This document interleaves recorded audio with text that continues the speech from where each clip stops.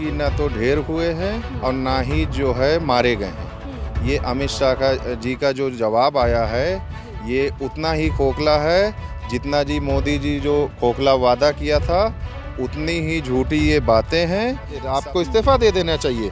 जनता भूखों मर रही है, किसान नौजवान परेशान हैं, सैनिकों पर आप शहीदों पर अपमान कर रहे हैं, शहीद के बेटों का अपमान कर रहे हैं। आप गांधी परिवार की बात करते हैं। प्रधानमंत्री जी हिंदुस्तान की आवाज़ को उठाने वाले नेता राहुल गांधी जी के सवालों से भाग रहे हैं, बचकर भागना चाहते हैं, लेकिन हिंदुस्तान की जनता सब देख रही है। इनको ऐसे भागने का जवाब देना पड़ेगा। आने वाले दिन में इसका परिणाम भुगतना पड़ेगा।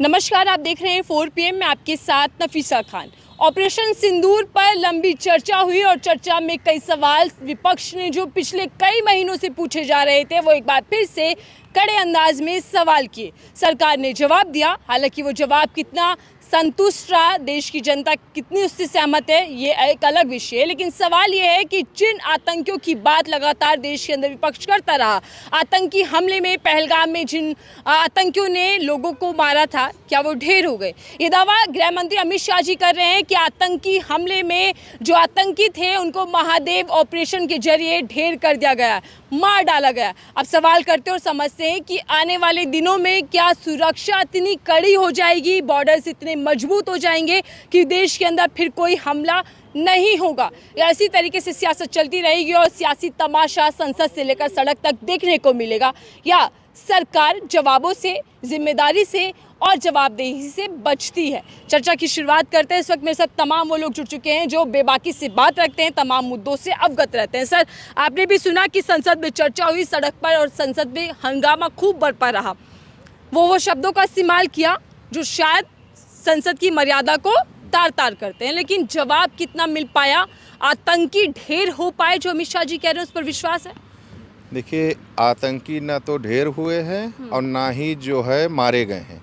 ये अमित शाह जी का जो जवाब आया है ये उतना ही खोखला है जितना जी मोदी जी जो खोखला वादा किया था, उतनी ही झूठी ये बातें हैं। सबसे पहला तो सवाल ये है कि आतंकी वहाँ घुस कैसे पाए? हमारे शहीद, हमारे पर्यटकों या हमारे सैनिकों को शहीद करने का मौका क्यों दिया गया? इस पर अमित शाह और प्रधानमंत्री जी और अमित शाह जी को तत्काल जनहित को, जनता के विश्वास बनाए रखने के लिए तत्काल जो है इस्तीफा दे देना चाहिए। और सरकार हमेशा अपनी नाकामी को छुपाने के लिए हमेशा कभी इंदिरा जी पर जो है दोषी ठहराते हैं, कभी नेहरू जी पर। ये सवाल जो है, इस सवाल से आप बच नहीं सकते, क्योंकि पूरी देश की मीडिया देख रही है, पूरी देश की इलेक्ट्रॉनिक मीडिया और पब्लिक सब जान चुकी है। जिस तरह पुलवामा हमला ये जानबूझकर कराते हैं कि हिंदू मुस्लिम हो, क्योंकि इनको के पास ना तो कोई नीति है, जनता त्रस्त है, बेरोजगारी इस तरह से है, नौजवान परेशान हैं, किसानों की जो हालात है ये पूरा देश नहीं पूरी दुनिया जानती है। इसका ध्यान भटकाने के लिए, हिंदू मुस्लिम की राजनीति करने के लिए ये सरकार में आए हैं और इसी के बल पर ये सत्ता विराजमान है। लेकिन हिंदुस्तान की अमन पसंद जनता सब जान चुकी है। आने वाले दिन में ये बिहार चुनाव के लिए पुलवामा जो है पहलगाम की घटना कराया गया है जानबूझकर। इसलिए आप गृह मंत्री हैं तो वहाँ सुरक्षा कर्मी क्यों नहीं थे? क्यों मजबूती से मुस्तैदी के साथ आपके सुरक्षाकर्मी नहीं थे वहाँ पर? ये एक बड़ा सवाल है जो इस देश की जनता आपसे जानना चाहती है। और ये देश के इतिहास में ये पहला ऐसा मौका आया है कि सैनिकों पर, शहीदों पर राजनीति किया जा रहा है, जिसको हिंदुस्तान की जनता कतई बर्दाश्त नहीं करेगी। और संसद से आपको सवाल, जो जनता का सवाल है, उसकर आप भाग नहीं सकते हैं। लेकिन सर, संसद में सरकार ये दावा कर रही है कि पुरानी सरकारों में, खासकर कांग्रेस राज में, आतंकी हमला करते थे और फिर उसके बाद भाग जाया करते थे। हमने आतंकियों को ढेर कर दिया। कहाँ पर ढेर किया भाई? 2002 में किसकी सरकार थी? आतंकी हमला हुआ। इस देश का सबसे बड़ा आतंकवादी कौन था? जिसके father of nation Nathuram Godse, जिन्होंने राष्ट्रपिता महात्मा गांधी जी की हत्या की है, उनके ये वंशज हैं, उनकी ये पूजा करते हैं, उनकी फ़ोटो लगाते थे। और कांग्रेस पार्टी ने इस देश को, आज़ाद भारत जब देश को हुआ था तब इस देश में सुई नहीं बनती थी। आप कांग्रेस की बात करते हैं अमित शाह जी, मैं आपके चैनल से आपसे ये सवाल करता हूँ कि यही इंदिरा गांधी जी थी जिन्होंने पाकिस्तान के 2 टुकड़े करके ये दिखा दिया कि हिंदुस्तान में हम जनता के सेवक हैं, जनता की प्रतिनिधित्व कर रहे हैं, तो इस देश पर कोई भी आग उठाएगा तो उसका मुंह तोड़ जवाब दिया जाएगा। वो कांग्रेस पार्टी है। कांग्रेस पार्टी बलिदान की पार्टी है, शहीदों की पार्टी है, सैनिकों का सम्मान करना जानती है, उस पर राजनीति नहीं करती है। लेकिन कांग्रेस को राजनीति करने के लिए पाकिस्तान के मुद्दे चाहिए होते, ये भी हमला किया गया। नहीं, बिल्कुल नहीं। कांग्रेस हमेशा जनता की, देश के विकास की बात करती है। आप जनता के सवालों से भाग रहे हैं। आप बेरोजगारी पर बात ही नहीं करते हैं। किसान आत्महत्या कर रहा है, उस पर बात ही नहीं करते हैं। आप सिर्फ और सिर्फ ध्यान भटकाने के लिए ये इस बार नाकाम कोशिश की गई है, लेकिन ये बिहार चुनाव आ रहा है इसलिए ये करवाया गया है। लेकिन हिंदुस्तान की जनता अब सब जान चुकी है और इसका परिणाम आने वाले दिन में मिलेगा। सरकार ये दावा कर रही है कि हमने आतंकियों को ढेर कर दिया। अप्रैल के अंदर ये हमला हुआ आतंकी, और जुलाई में आतंकी मारे गए। विपक्ष ने ये कहा कि सिर्फ इसी टाइमिंग पर क्यों मारे गए, तो आपको लगता है कि इसके पीछे पॉलिटिकल एजेंडा छुपा है? बिल्कुल। पहला तो सवाल है, मई में हुआ, जुलाई में मारे गए। मई में हुआ क्यों? आप गृह मंत्री जी हैं, आपसे ये सवाल है। हिंदुस्तान की जनता ये जानना चाहती है, ये उसको अधिकार है। लोकतंत्र है, लोकतंत्र में सवाल आपसे पूछा जा रहा है कि सुरक्षा कर्मी आपके कहाँ थे, आतंकी पहुँचे कैसे, ये सवाल है आपका, ये जनता का सवाल है, इस पर जवाब दे। तो जवाब तो कल संसद के सारे सांसदों ने दिए, सत्ता पक्ष की कहाँ दिए? मुकम्मल जवाब मिला आपको? क्या आपको लग रहा है कि इससे जनता खुश, जनता संतुष्ट है?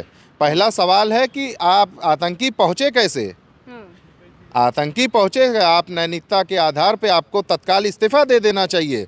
तमाम जो सीनियर नेता थे, लीडर थे, उन्होंने दिया। एक बार रेल दुर्घटना हो गई थी तो उस समय के तत्काल प्रधानमंत्री जो है रेल मंत्री ने इस्तीफा दे दिया था कि ये मैं उस डिपार्टमेंट का मिनिस्टर हूँ, इसलिए मेरा ये नैतिकता का आधार बनता है, मैं इस्तीफा दे दूँ। आपको इस्तीफा दे देना चाहिए। जनता भूखों मर रही है, किसान नौजवान परेशान हैं, सैनिकों पर आप शहीदों पर अपमान कर रहे हैं, शहीद के बेटों का अपमान कर रहे हैं। आप गांधी परिवार की बात करते हैं। गांधी परिवार तो वो परिवार है जिसने इस देश के लिए अपना त्याग दिया, बलिदान दिया। लेकिन ये भी कहा जा रहा है सर कि हर मुद्दे पर विरोध करना, सरकार के खिलाफ खड़े हो जाना, ये तो आदत बन गई है विपक्ष की। नहीं, हर गलत काम का, हर गलत नीतियों का कांग्रेस पार्टी सड़क से हम लोग करते हैं। संसद में हम लोगों के नेता, हिंदुस्तान का भविष्य राहुल गांधी जी के नेतृत्व में इंडिया गठबंधन के सहयोगी सांसद करते हैं और करते रहेंगे, क्योंकि हम लोगों को ये हिंदुस्तान को आज़ाद कराने में हमारे महापुरुषों का खून बहाया गया है, शहादत हुई है, तो इसको ऐसे हम लोग बर्बाद नहीं होने दे आज़ाद। ठीक है, मैं आपके पास आ रही हूँ सर, आप क्या राय रखते हैं? No thanks. सेटिस्फाइड है सरकार के जवाब से? नहीं, सर्टिफाइड नहीं है। इनका कोई जवाब है नहीं इनके पास। भाई जो हमारे जो ये मोदी जी हैं, इनके पास तो झूठ का इनके पास तो पुलिंदा भरा हुआ है। सही चीज़ बताएंगे नहीं और ना उसका जवाब देंगे, तो उससे सेटिस्फाइड हम नहीं हैं। लेकिन इतनी देर मोदी जी ने पूरा भाषण दिया, पूरा सबका हमला किया, बताया कि कैसे ऑपरेशन सिंदूर को अंजाम दिया गया, तो कुछ वो तो आने वाले जो चुनाव है, अपने राजनीतिक फ़ायदा लेने के लिए वो अपने झूठे पुलंदों का जो है अपना बात रखते हैं। जो हमारे क्वेश्चन है, जो हमारे प्रश्न है, उसका उत्तर नहीं दे रहे हैं, सवालों से भाग रहे हैं। लेकिन मोदी जी कह रहे हैं कि मेरी कड़ी चुनौती और चेतावनी आतंकियों को है, आतंकियों की आकाओं को मैंने संदेश दिया इस ऑपरेशन सिंदूर के जरिए। उनके आका कौन है? नाम बताएं, वो नाम बताएं मोदी जी। में ये भी कह रहे हैं कि देश के कुछ नेताओं को, लोगों को दर्द है, दुख है। देखिए, हर गलत काम का हमारे हिंदुस्तान के सैनिक मारे जाएंगे तो हर हिंदुस्तानियों को दर्द होगा, उसमें चाहे एक कार्यकर्ता हो या एक आम आदमी हो, चाहे हम लोगों के नेता जननायक राहुल गांधी जी हो। लेकिन राहुल जी की स्पीच, राहुल जी का चैलेंज, पीएम मोदी का भाषण, लगा कि स्वीकार किया मोदी जी ने? बिल्कुल नहीं, सवालों से भाग रहे हैं प्रधानमंत्री जी।